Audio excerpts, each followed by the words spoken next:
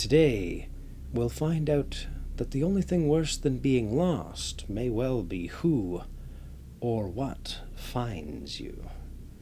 Enjoy the tale, maggots. Welcome to the frail blaze.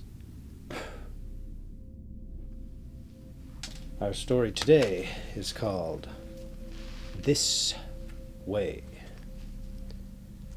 Do you know the first rule they drill into you about wilderness survival? Never panic. But that's easier said than done, no matter how seasoned you think you are, no matter the toughness you claim. The moment you realize that you're completely alone, with no clear path home, panic doesn't just creep in, it floods you. The true test lies not in avoiding this terror, but in mastering the art of regaining your composure once fear has taken hold. I was 11 years old then, on a week-long trip to Havasupai with my church group sometime in August. I never really believed in anything they talked about on Sundays, but I was from a poor family, and they always paid for my trips. Of course, I didn't know that at the time. In fact, I wouldn't have had much of a childhood if it had not been for them. If you've never been to Havasupai, I do hope I'm pronouncing that anywhere near how it's supposed to. Imagine this. After trekking a grueling half-marathon through a sun-blasted, arid expanse of the Grand Canyon, you stumble upon an untouched paradise of rivers and waterfalls. A verdant oasis that defies the desolate landscape around it. Look it up. Pictures can't do it justice, but some can come close. But I digress. The hike there is a downward trek of 10 miles. Naturally, the return is its uphill counterpart.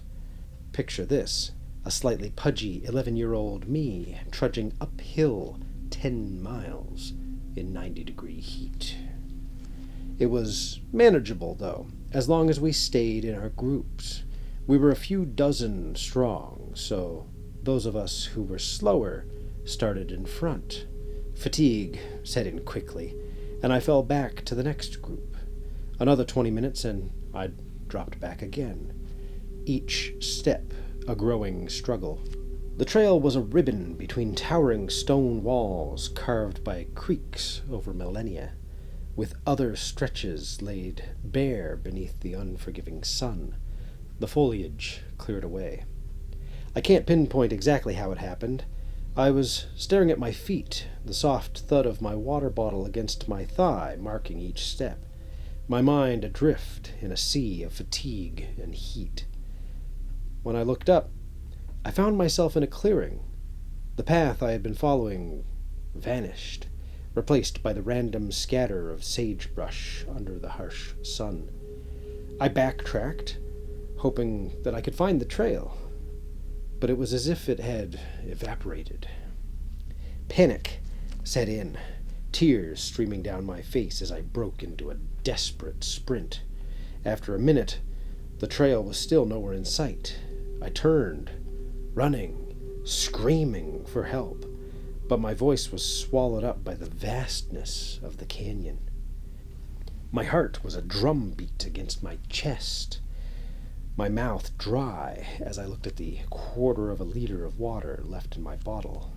Just a few sips left. I was gonna die. That was the only thought in my mind. I ran in another direction, my voice hoarse as I screamed again. Help! Help! I pushed on for minutes that felt like hours, but there was nothing, only the relentless, hot, desolate landscape stretching out endlessly around me. The sun bore down, turning the canyon into a furnace, the heat mirroring the mounting hysteria in my mind. I looked around the vast canyon, what looked like miles in any direction. I looked for any sign of life, any dots of trekkers on the rim, anything. Anything. But there was nothing. It was around 2 p.m., and the sun wasn't going down anytime soon. In my desperation, I cried out for God to please save me. But still, silence. To be honest, "I'm going to die" wasn't a coherent thought in my head. It was more primal than that, a visceral sensation that grips you. Those who have felt it know what I mean. It's not about thinking in words. It's about experiencing a raw, unfiltered surge of dread. Panic is the essence of fear, a state where planning and logic are drowned out by an overwhelming wave of despair. I collapsed onto the scorched earth, feeling the sting of the hot sand against my hands and knees. My tears fell, disappearing almost instantly as they met the ground, a poignant symbol of my fleeting life being consumed by the unforgiving soul of the desert. As I sat there, a small but vibrant splash of color caught my eye. A red bird, flitting from one parched tree to another. It was the first sign of life I had seen in what felt like an eternity. The sight of it sparked a flicker of hope in my heart. Perhaps, I thought, this bird knows where to find some water. Driven by a mix of desperation and instinct, I followed the bird. It seemed almost aware of my presence, waiting for me from branch to branch. My pace quickened. My eyes locked on this beacon of red against the bleached sky. The bird led me through a less trodden path, dotted with the occasional greenery that managed to survive in this harsh environment. And then, ahead, I saw something. Or rather, someone. There was a Native American man sitting on a fallen log, the red bird perched calmly on his shoulder. He looked up as I approached, his eyes meeting mine with a depth and understanding that was almost unsettling. "Are you lost?"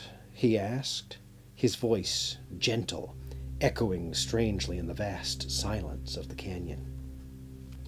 I could only nod, wiping away the tears and dust that clung to my face, trying to steady my breath.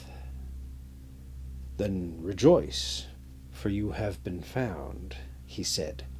His tone was so warm. I stood there, the awkwardness clinging to me like the heat. "Can you help me find the trail?" I managed to ask, my voice hoarse from all of the screaming. "You're already on a trail," he replied with a gentle smile. "But it's not my trail," I protested. "It is a trail, and it's the one that you're on," he countered.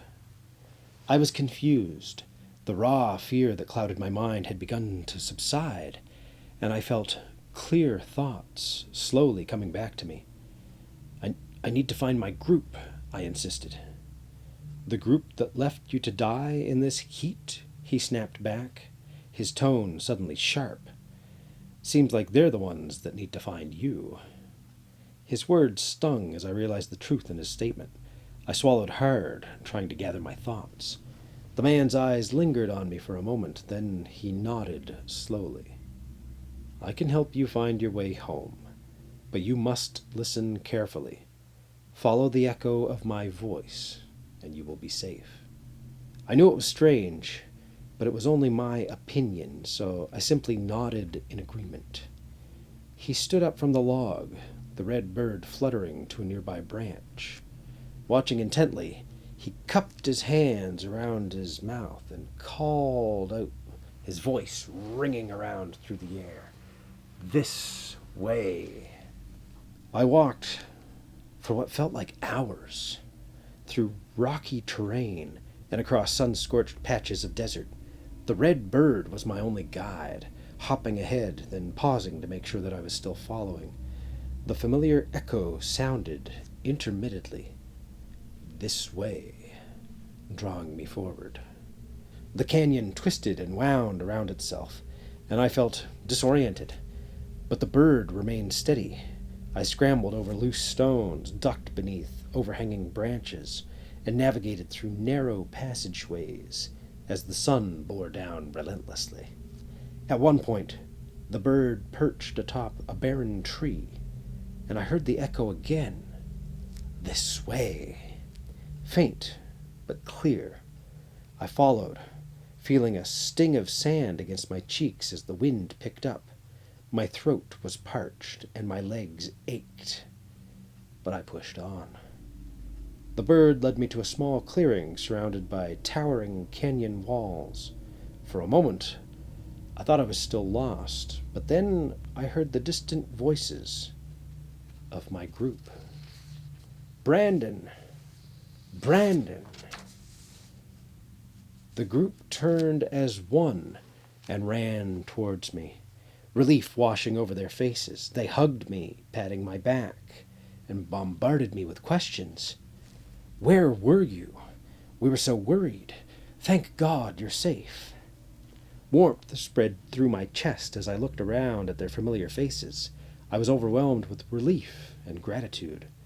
They handed me water and snacks, and I quickly gulped them down. The leaders fussed over me, checking for signs of heat exhaustion. "You're going to be okay," one of them said reassuringly. I smiled and nodded, feeling a sense of safety for the first time in several hours. I sat down on a rock, letting the cool breeze wash over me as the group gathered around, chatting and laughing. But just as I was about to speak, I heard a whisper on the wind. "This way." I felt the hairs on the back of my neck stand up. I have to go," I stammered, backing away. The leader's voice deepened. "You're not going anywhere." In that moment, I heard the whisper again, urgent and clear. "This way." I spun around and bolted, shoving past the clawing hands and running towards the ridge. I could hear them behind me, their voices rising in a cacophony of shrieks and howls. I glanced back once and saw the group standing in a line at the edge of the clearing, their faces twisted in anger, their eyes burning with a malevolent glow. They watched me with predatory intent, their laughter echoing through the canyon. I ran faster, my breath coming in ragged gasps, until I heard the voice again, closer this time. "This way." The red bird fluttered ahead, guiding me through the twisting paths of the canyon. I followed, barely daring to look back, until I stumbled upon a familiar part of the trail. I recognized the marker stones and the way the path curved around a large boulder. Ahead, I saw another group of people, and my heart leapt with relief when I recognized the faces of my real friends. They looked up as I approached, their expression a mix of shock and joy. "Brandon, there you are," one of the leaders cried, rushing to me and wrapping me in a tight hug. "We were so worried." I got lost," I managed to say, tears welling up in my eyes as I looked around at the familiar faces. "But I'm okay now." The group gathered around me, offering water and snacks and fussing over me with genuine concern. As I sat down to rest, I noticed the red bird perched on a nearby tree branch, watching silently. I smiled and gave a small nod of gratitude. The bird chirped softly and flew away, disappearing into the bright blue sky. I listened carefully for the voice, but all I heard was the laughter and chatter of my friends. The canyon was still, and for the first time since I had gotten lost, I felt truly safe. It's been 20 years since that day, and honestly, I'd almost forgotten about it. Life moved on, and the memories of that canyon faded away into the hazy backdrop of childhood. But every now and then, something happens that brings it all rushing back. Last week, I got a message from Mark, one of my old friends from the church group. He figured we should catch up over a few drinks at the local bar. I hadn't spoken to him for ages, but I figured it would be nice to reconnect. The bar was dimly lit, and Mark was already sitting at the table in the corner when I arrived. He hadn't changed much, still the same lanky frame, still laughing too loudly at his own jokes. He greeted me with a firm handshake and a grin. "Brandon, long time no see, my friend. How have you been?" "Not bad," I replied, smiling. "How are you?" We exchanged small talk for a good long while, reminiscing about old times and filling in the gaps of the years that had passed. He seemed warm and genuine, but there was something off about his eyes, something intense and unsettling. After a few drinks, Mark leaned in closer, his voice dropping to a near whisper. "Hey, do you remember that camping trip to Havasupai?" "Yeah, of course. It's hard to forget that one." A smile flickered across his lips. "We were all so worried when you were gone. But you weren't really lost, were you?" "What do you mean?" I asked, feeling a chill creep up my spine. He chuckled softly and leaned back in his chair, his eyes never leaving mine. "Sometimes the ones who get lost don't really get to come back." I nervously shifted in my seat and took a sip of my drink before changing topics. A few minutes later, he suggested we check out his new car. He seemed quite proud of it, so I obliged. We put on our jackets and headed out into the cold night. The wind bit at my face as we turned down an unlit alley towards the parking lot. Mark walked ahead of me, humming softly, his breath visible in the frigid air.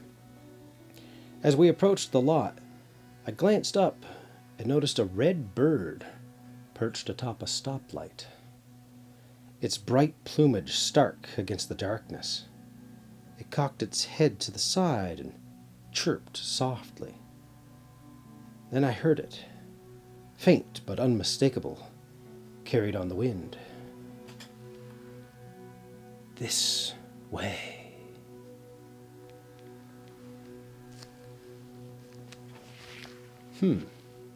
Well, he was lost and then found by something. Then he was really found. Now it seems he might have been found again. Perhaps you can never truly escape that dread that he spoke of. But what did you think of this one? Let me know in the comments. And I thank you for stopping by and listening. I do hope that you'll stop in again to listen to more Frailblaze tales. Oh, and subscribe already.